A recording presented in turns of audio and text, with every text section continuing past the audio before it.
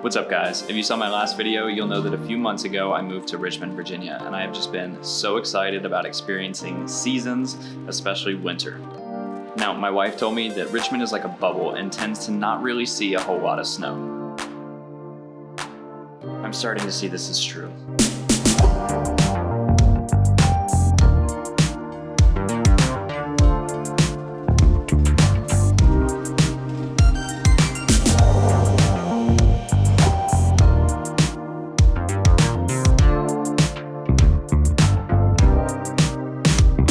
What's going on guys? I hope you're having a great start to your week. Welcome back to another video. The past couple years around this time, I'm sure we've all seen the trendy top 9 posts of the year, and it's become pretty popular on Instagram especially. Now, I've never been a fan of the top 9 posts on Instagram, and while it's interesting to see what everybody else thinks are your top 9 photos, I saw this topic as an opportunity to talk about what my favorite photos were from 2019 and why these photos were my favorites. And I think it's a great exercise because by looking at what your favorite photos were of last year, you may be able to replicate the situations that you put yourself in to get these photos, as well as different edits and camera settings, etc. Now, while most of these photos were taken in pretty iconic places, the reason that these photos are my favorite is probably not the reason that you think. All of these photos, except for 2 of them, were shot on my Canon 80D, and they were taken in RAW format and edited in Lightroom and Photoshop. I try to edit all my photos very naturally as to how it looked when I was standing there in front of it. All right, now let's get right into the photos. So the first photo that we have here is the Notre Dame Cathedral, and this was taken on April 11th of last year. Now, for those of you that are paying attention, that was 4 days before the Notre Dame Cathedral caught on fire. And the reasons that this is one of my favorite photos is, just by looking at it here, it's obviously not the best photo I've ever taken, but photography is about capturing memories, and to have just visited that cathedral a few days before the fire, that was something really special, and it's something that you'll never be able to see again in that capacity. And the fact that we were there and we got these photos is just amazing. Another thing I like about this photo is that the plants in the foreground are red, and I obviously didn't intend for it to look that way, but some people have actually said that the plants almost look like flames. And the last reason I like this photo is just the perspective of it. If you've been to the Notre Dame Cathedral, you'll know that there are hundreds and thousands of people walking around. And this was one of the very few viewpoints I had to where there weren't any people in the shot. And that's another reason that I like this photo as well. So guys, this is a perfect example of how you don't need to capture the perfect photo, and how just the memories that you capture in photography end up being some of your favorite photographs that you have. I didn't really have to do a whole lot on this edit. The conditions were midday, so they weren't the greatest by any means. But this picture just goes to show that sometimes you're just lucky to have seen things before they're gone, or before they're not the way that they ever will be again. All right, so this next photo was taken of the Richmond, Virginia skyline on December 6th. And every year around the holidays, Richmond lights up the city, which is really cool. And on this day, actually, our dog had just had surgery. He had a tumor removed, and it was a pretty big surgery, and I remember that he was really down in the dumps, and that got me and my wife down in the dumps seeing him like that. And after we got home, I really didn't feel like doing anything, and I just kind of wanted to watch him. And my wife looked at me and told me, just go take a few shots on the roof. I got the dog. So I brought my drone up to our rooftop and took a series of photos, and one of them ended up being this one here. And the reason that I love this photo so much is, number one, it was the very first print that I sold. A few days after I posted it on Instagram, a couple Richmond magazines reached out to me and they wanted to buy it for their publication. So this was the very first photo that I ended up selling. And it shows that great opportunities happen when you least expect it. This next photo was also taken with my drone in the Netherlands, and it truly is a bucket list shot for me. On this morning, my wife and I got up very early and made our way from Amsterdam to Haarlem by train, and then we rented bikes and rode about 7 miles out to the tulip fields just outside of Haarlem. And if you guys are familiar with the springtime in the Netherlands, you'll know that they have some of the most gorgeous flower fields, tulip fields in the entire world. And for me and my wife, this was the reason we went over there. And as you're rolling up on these tulip fields, you can obviously tell how massive they are. but it wasn't until I sent that drone up in the air and saw it from above that it really gave me that perspective, because seeing it from the ground just didn't do justice. Like I said, this is truly a bucket list photo for me and a great example of how perspective can really make a picture.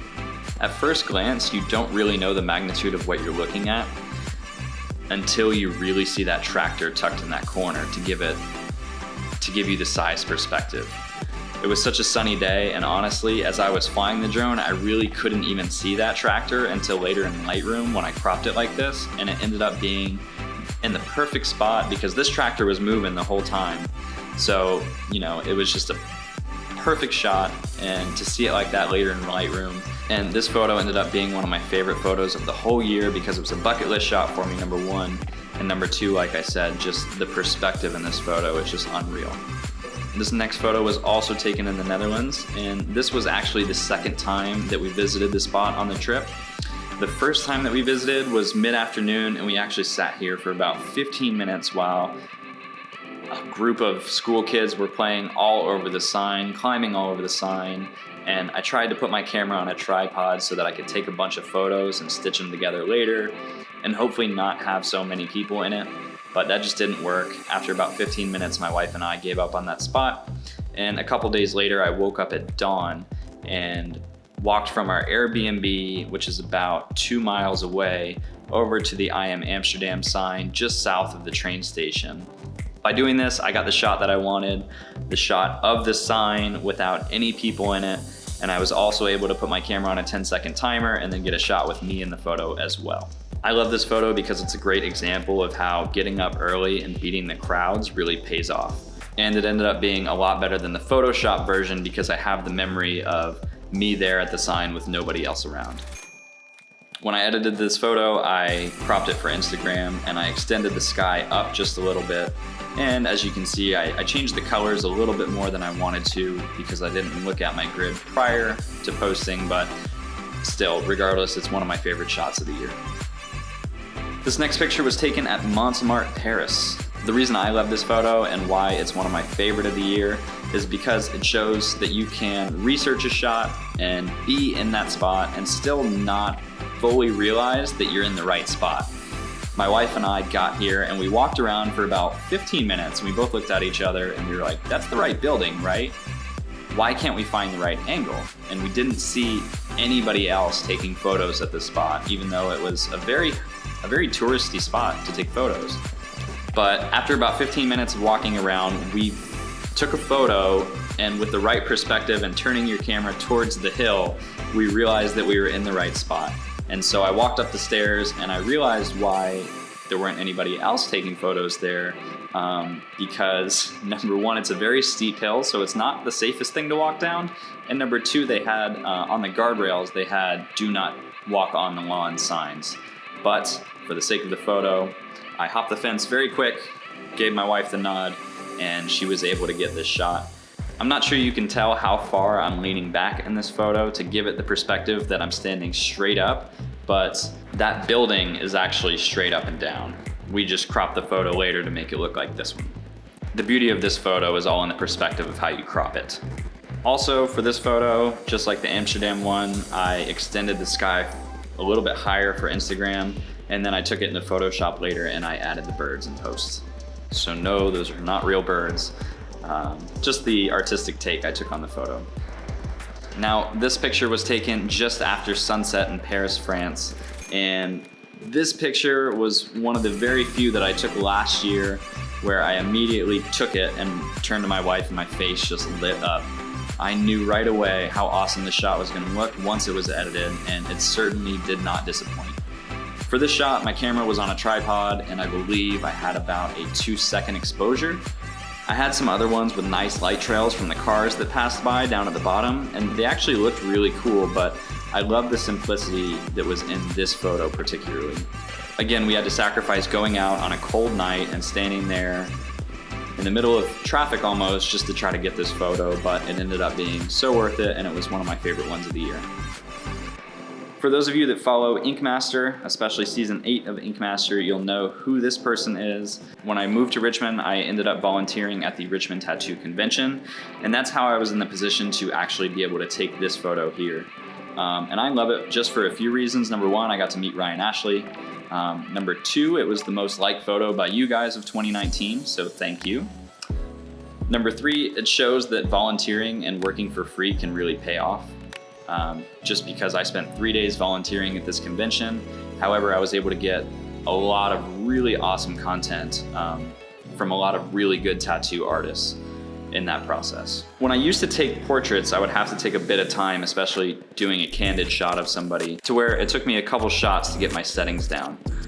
Whereas on this one, I knew I only had a small window of opportunity to get the shot. She had just gotten done setting up her booth, and so I approached her, I introduced myself, and I asked if she wanted a shot in front of her booth, and she said yes.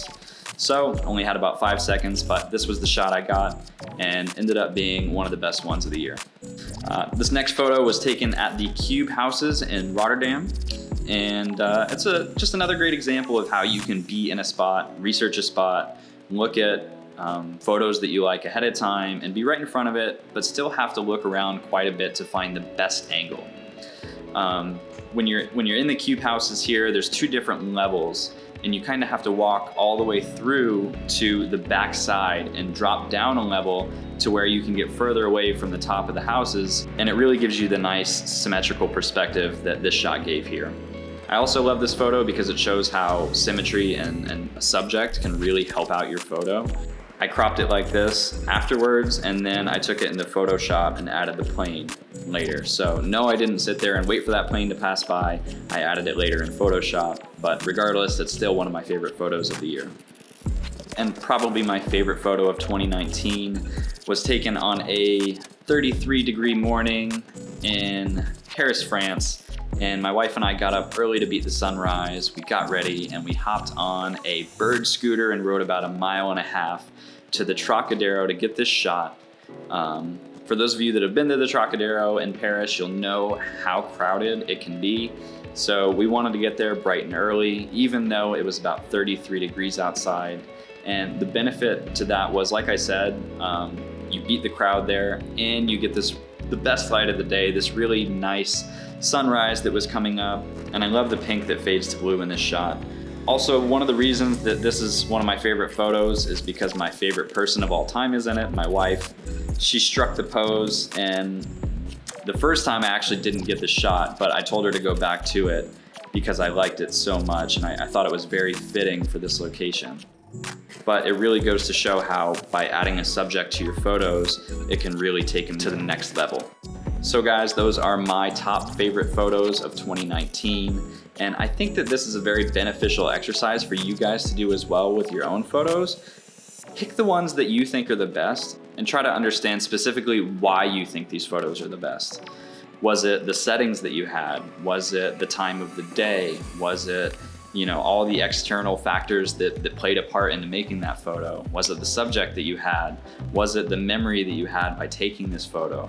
Ask yourself all these different questions and what were the best things about these photos, and then also ask yourself how you can improve these photos going forward into 2019 and replicate, the best things that you did of last year and take that momentum with you forward into the next year. I hope you guys enjoyed hearing some of the stories behind my favorite photos of 2019. And if you guys are enjoying what you're seeing, hit that subscribe button for more videos to come. Again, guys, thank you so much for watching this video, and I'll see you in the next one.